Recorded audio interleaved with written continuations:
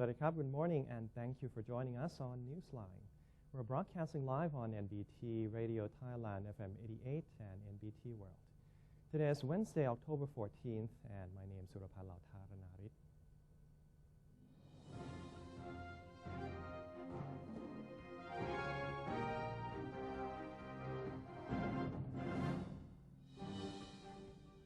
Welcome to today's segment of Thailand Moves Forward.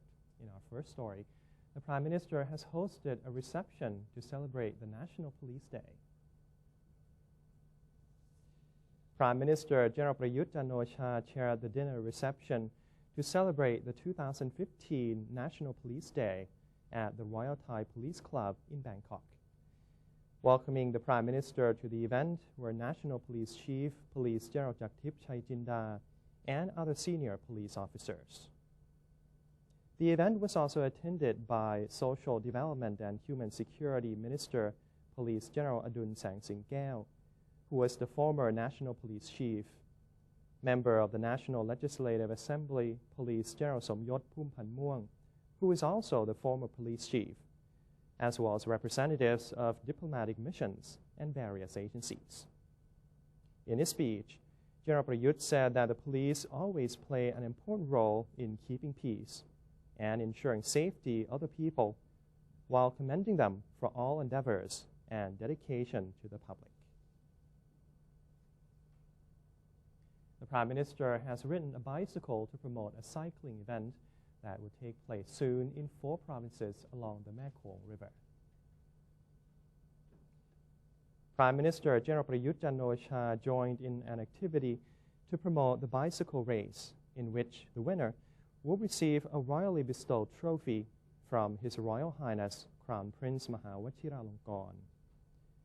The race is scheduled for October 29th to November 1st and will cover a distance of 245.9 kilometers.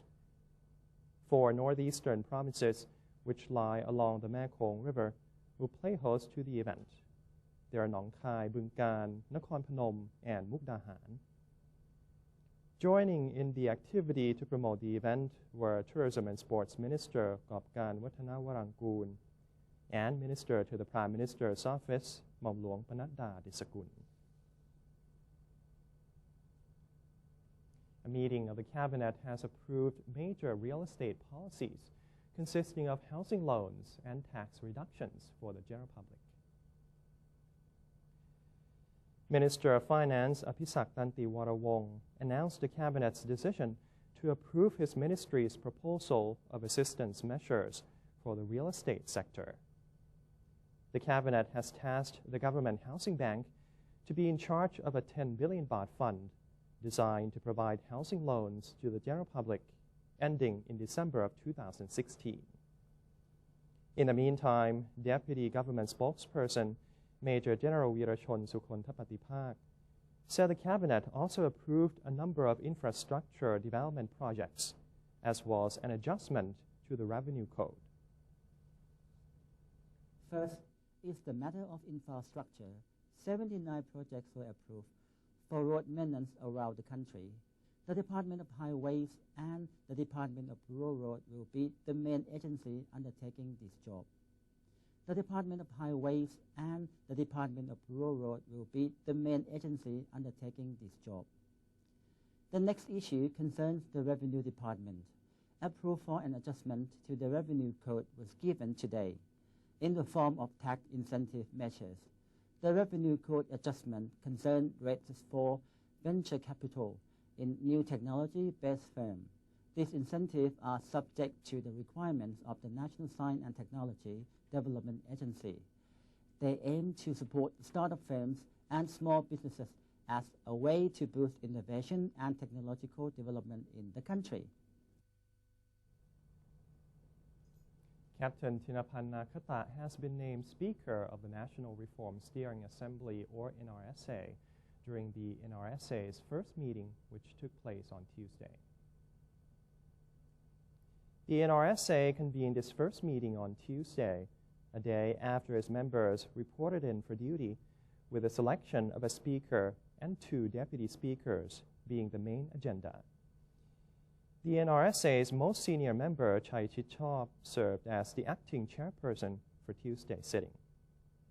Not long after the selection process had begun, Captain Thinapan Nakata was the only name proposed to the meeting.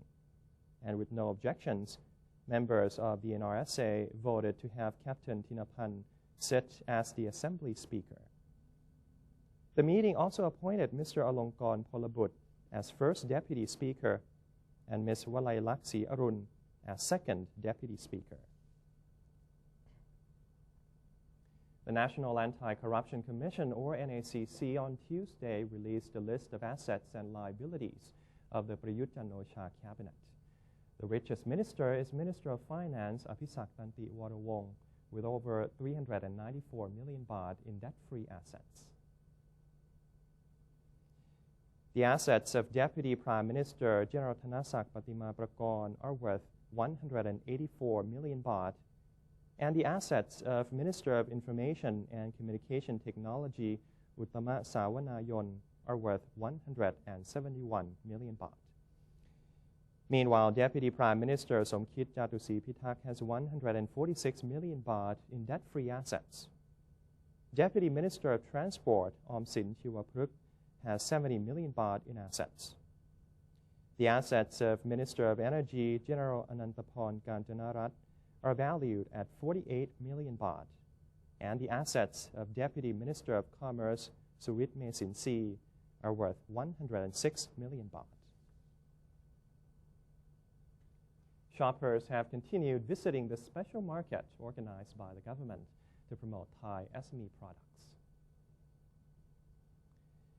The SME fair, which is taking place in the market next to Padung Krung Kasem Canal beside Government House, has continued to be popular among local shoppers.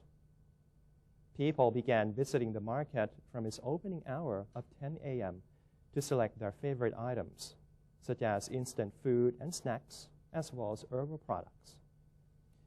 Apart from the selection of products, the Science and Technology Ministry has put on display several technological innovations for business entrepreneurs and members of the public to view. The SME Fair will continue until October 25th.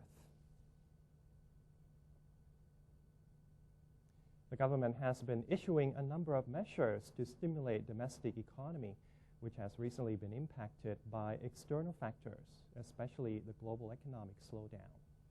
One of the government's focuses is on the Thai SMEs. Today, we have the honor of speaking to Ms. Salini Wangtan, who is the chairperson of the Small and Medium Enterprise Development Bank of Thailand, or the SME Bank. Sawadee krap, Kun Salini. How are you doing this morning? Hello? Yes. Yes. Welcome to the show. Well, let's start off with the first question. How has the SME Bank implemented government policy to help the SMEs? Please allow me to explain like this. SME Bank is a development bank. It has been set up for a special purpose, that is to try to nourish, try to develop Thai SME so that they become stronger. The bank is not a commercial bank like Bangkok Bank, Kasikorn Bank, or Siam Commercial Bank, where the general public are familiar to. So there are three major missions that the bank are trying to achieve. The first one is to lending to the small SME who cannot access to the private credit. That means they cannot borrow from other commercial banks. The second one is doing what we call the venture capital. That is injecting the money into the SME, not in the form of lending, but in the form of equity. And the target SME that the bank try to put the money in is a startup SME or the small SME who has a high potential to become the medium-sized one. And the third objective is trying to develop the existing SME in the country so that they will become stronger. Okay. And since the government is organizing the SME Fair right now, how is the event benefiting the people particularly small business operators? Yes. Actually, the fundamental problem for the Thai SME are three things like this. The first one is the difficulty to access funding. The second problem is that the disadvantage in their production process, which resulted that the SME has higher costs than the big corporate. And the third problem is that the SME is facing the limited distribution channel. And so the fair, Klong Padung Kung Kasem fair, is trying to address the third problem, that is a limited distribution channel. This is the initiation of the Prime Minister. He would like to offer the opportunity for small SME, particularly from provincial areas, to sell their products, to have the opportunity to sell their products to the middle income people in Bangkok. So the people who come to this market are not only the Bangkok residents, which are the end users only, but there are some wholesalers or retailers who come to shop in the market. Therefore, the small SME who come from faraway places will have the chance to show their products to the wholesaler or the retailer in the capital city, and this will help them to continue their sales in the future. Okay.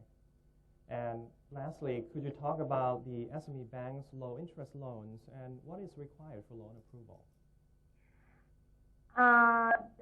You mean that the soft loan that the government has just launched? Yes. This soft loan, it has a low interest. The government launched this scheme to try to stimulate the economy. All banks and all commercial banks and government banks can access to cheap funds from the government saving bank and lend to small SME. And lend to all SME at the interest rate of 4%. For the SME bank, we try to aid to the small SME. The average SME who come to apply for this soft loan from the SME bank, usually they are looking for around 5 million baht loan. And the process of this loan, to approve this loan, I can say that it will be more flexible than the normal loan, because the government credit guarantee corporation is guaranteeing this loan.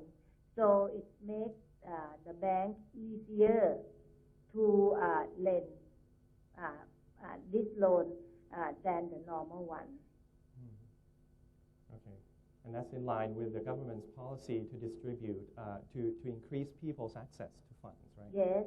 May I add that for the SME bank, we plan to lend around 10 to 15 billion baht of loan, of this soft loan. And all the loan must be approved by the end of March 2016.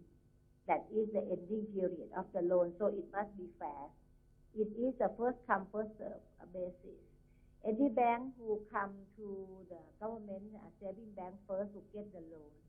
And if the 100 billion loan has been, I would say, 100 billion loan has been, 100 billion baht has been allocated, then the loan will be finished. So all the bank must try to be fair in making this loan. And for SME bank, we know that the small SME, they do not have collateral. Therefore, if the customer come to ask for loan no more than 5 million baht, then the bank would not ask for collateral, since the loan has already been guaranteed by the government credit guarantee corporation. Okay. Okay, unfortunately, that's all the time we have for now. So thank you so much for joining us on the show, Kun Savini. Yes, thank you very much. Thank you so much. Sawadee. Meanwhile, a vegetarian festival is currently being held to promote consumption of vegetables and fruits among Thais. The Department of Internal Trade is organizing the event entitled Fresh Vegetables from Farms to Consumers at the Vegetarian Festival at Meenburi Market from October 13th to 21st, 2015, said Department Director General Wibulak Rumrak. Department of Internal Trade and also the owner of the market. This is the sample that we start for today. In fact, we have numbers of markets that cooperate with the Department of Internal Trade, both in Bangkok and outskirts of Bangkok and also in the provinces. You can go there and purchase, the whole season, 9 days. The Department of Internal Trade can assure that you will have the supply from the market sufficient for your merit to do the good things within 9 days.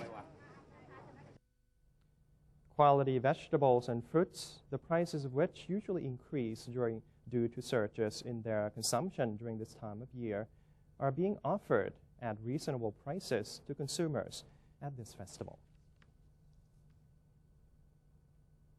And that's the end of today's edition of Thailand Moves Forward. Before we take a quick break, let's have a look at the exchange rates and commodity prices.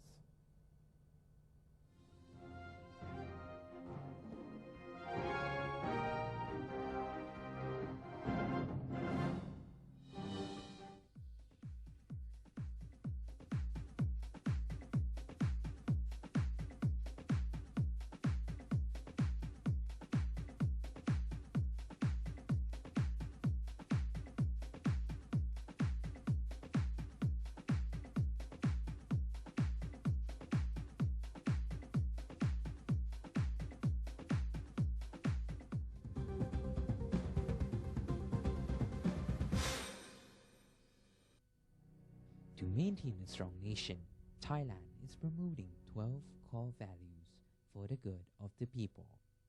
First among them, to uphold the 3 pillars, the nation, religion, and the monarchy.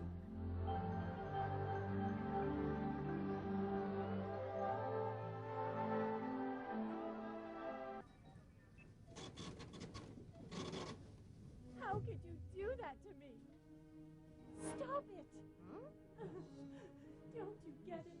I don't need you anymore. Enough.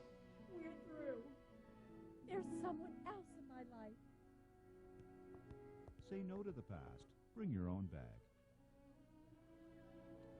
Say no to plastic. Welcome to ASEAN, a community comprised of 10 countries, each with its unique culture and history, now unifying to bring added prosperity to the region. For centuries, each country remained independent, but now we are coming together to compete in the 21st century globalized world. ASEAN is bringing together more than 600 million citizens and a total land area of 4.4 million square kilometers, and is providing economic opportunities, trade, travel, and new educational possibilities. The combined GDP of all 10 ASEAN countries comes to a total of $2.4 trillion, which means the ASEAN entity ranks amongst the world's major economic powers. The future is here. Welcome to ASEAN, the community of opportunities. The Southeast Asia region is now becoming one.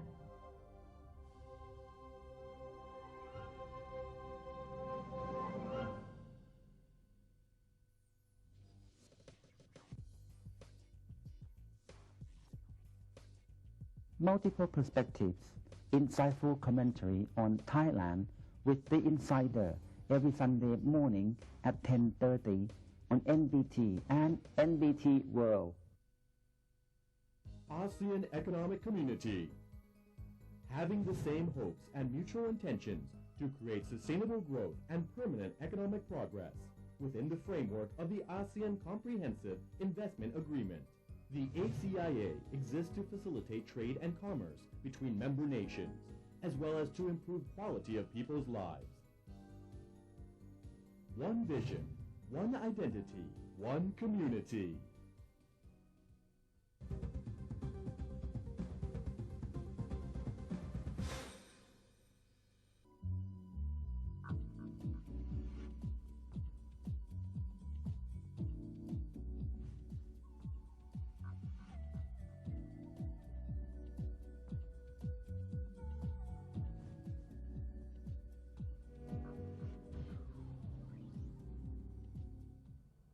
Welcome back. You're watching Newsline. Officials in the northeastern province of Nong Khai held talks on the progress of its development plan for the years 2014 to 2017. Chairing the meeting was the provincial governor, Suchat Nopawan. The discussion focused on drafting long-term development plans that conform to the government's policies. The officials agreed that the plans must integrate the work of all units and maintain benefits for the local people first and foremost. The province has set up strategies focusing on sustainable agricultural development and improving the standard of goods production, trade, and investment. Other plans include boosting the province's tourism sector ahead of the start of the ASEAN Economic Community, raising measures for security and social stability for the public, and upgrading Nong Khai's public service system to global standards.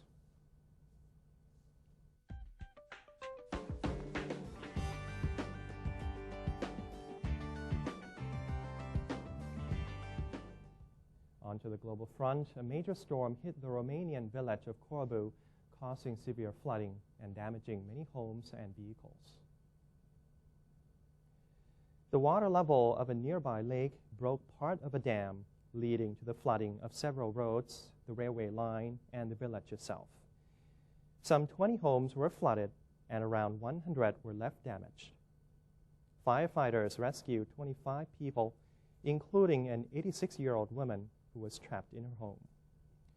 The road connecting Corbu to Constanta was unpassable, and hundreds of cars were stuck. No fatalities have been reported. In a clear rebuff to China, U.S. Defense Secretary Ash Carter said that the United States military would sail and fly wherever international law allowed, including the South China Sea. China claims most of the South China Sea, and last week warned it would not stand for any violations of its territorial waters in the name of freedom of navigation. Some analysts in Washington believe the decision has been taken and the patrols could take place later this week or next. They are likely to provoke protests from China. And that's the end of today's edition of Newsline. For any comments or suggestions, please feel free to email us at newsline.nbt@gmail.com. You can also follow us on Facebook or visit our website at thainews.prd.go.th/en. And for now, we're going to say goodbye with footage of the qualifying match for the 2018 World Cup between Thailand and Vietnam, where Thailand defeated Vietnam 3-0. I'm Surapat Lautaranarit. Thank you for your company and have a wonderful day. สวัสดีครับ